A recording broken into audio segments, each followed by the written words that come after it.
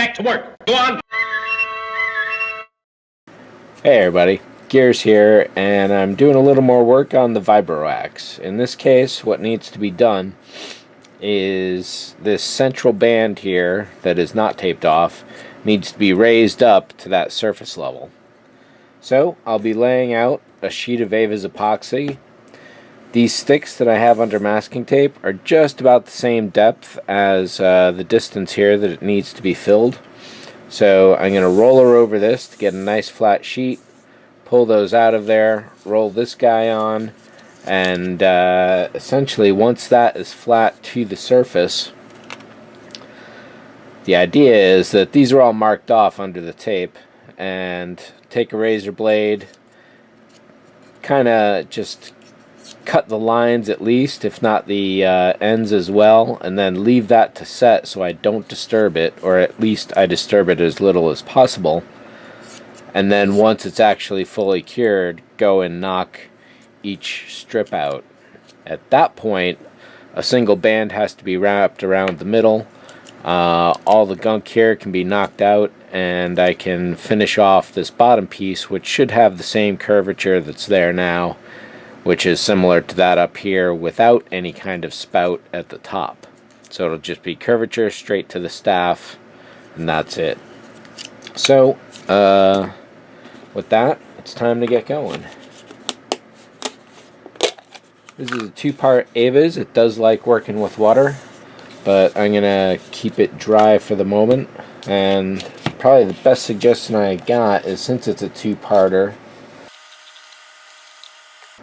only ever use one hand to touch one bucket, and then of course the other hand to touch the other, and don't let the two parts mix or get contaminated.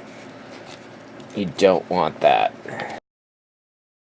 And eyeballing is usually good enough to figure out if you've got the right quantities going on. And for fast processing, I like to sandwich them, alternating layers initially, just to help get the blend going faster rather than folding on top of itself, because at that point you're just essentially mushing the same thing into itself for a while. You never quite know exactly how much Ava's you're going to need, so it's always a good idea to have a standby project that you can throw the excess at. Then these markings show what I'm working for.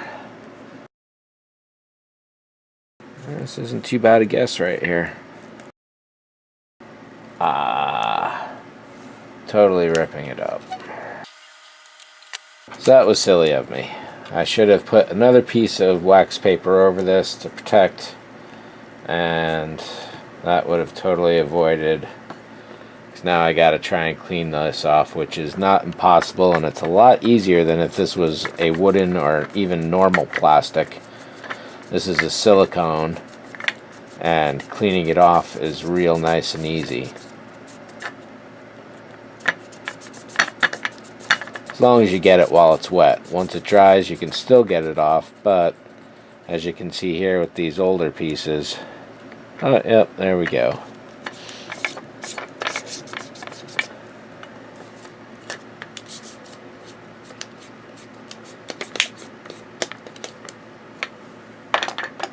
Alright, so let's do that again. This time, let's do it the smart way.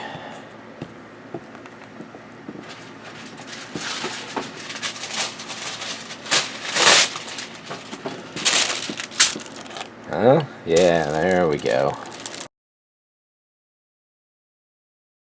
Let's try this first.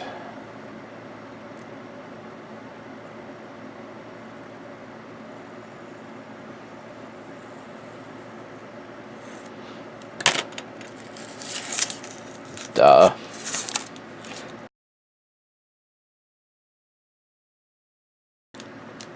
And it's way too short for what I need it to be.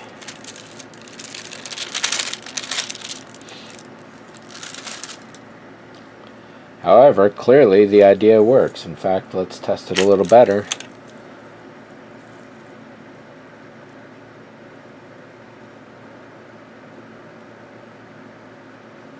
So I'm gonna have to wait till it sets. So I'll lay it in place. It'll look good. Then wait for it to set a while.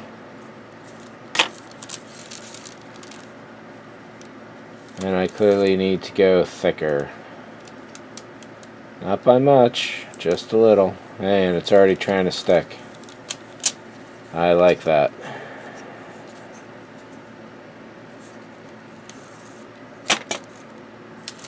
Alright, so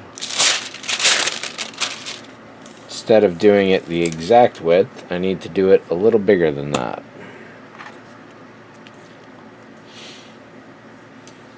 The exact width was 200, the exact width was 2 inches.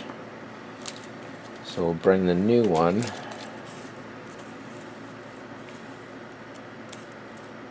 just under 3.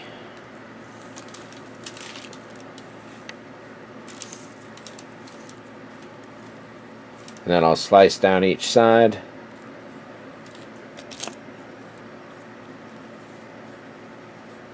And all will be good.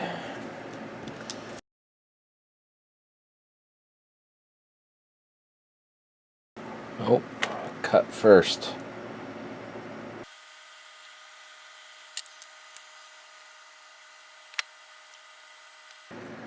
And this is looking like it might work.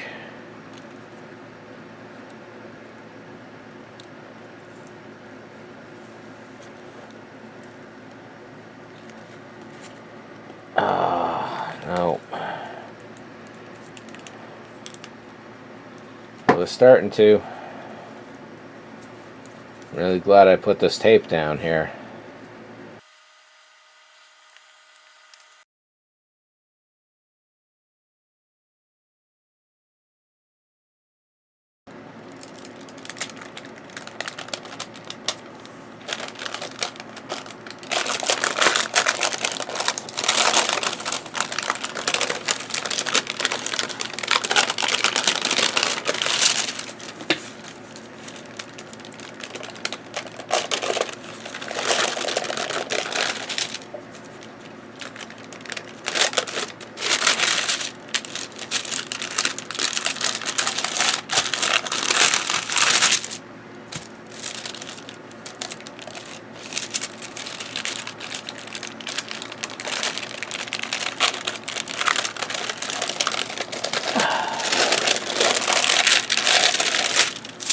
Well, this is something along the lines of what I was looking for.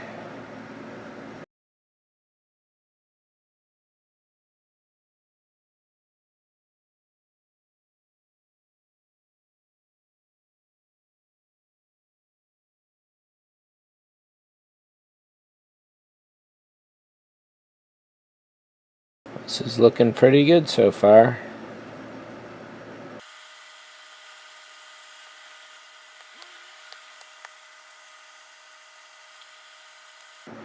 I expect there will be a little bit of seaming that I'll have to do when I pull this tape off at the very least.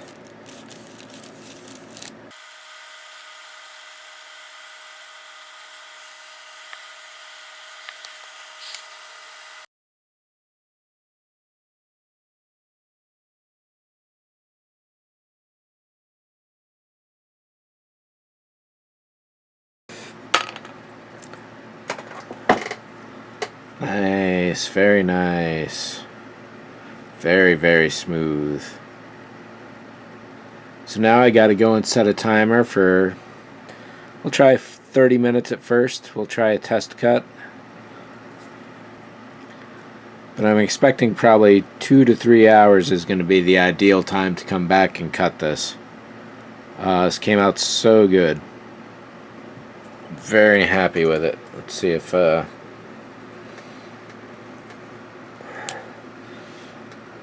think I can give it one more pass here. Stay nice and tight to the surface.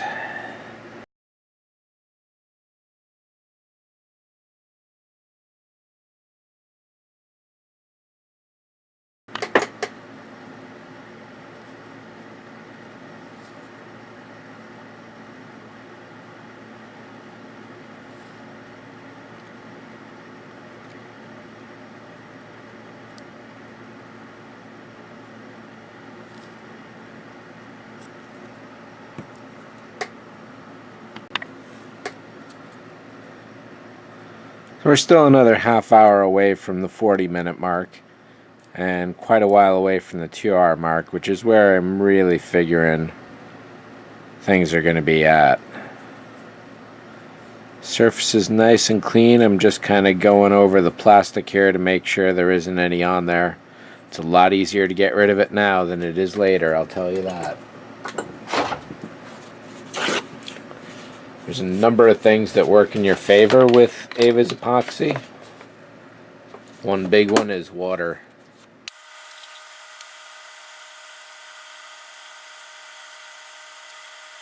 The top is really nice and clean.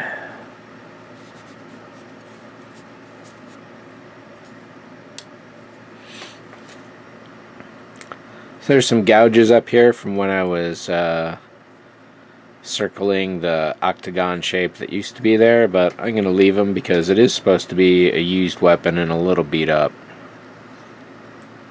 So I can see now that ridges are appearing.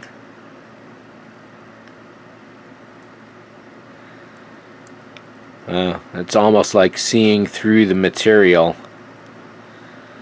the way the shadows work. It's a nice little illusion.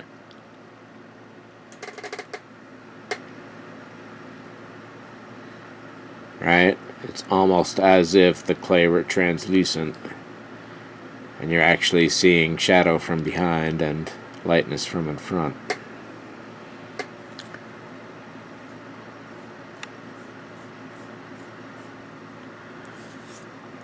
When it's setting, JB Weld has a very similar characteristic.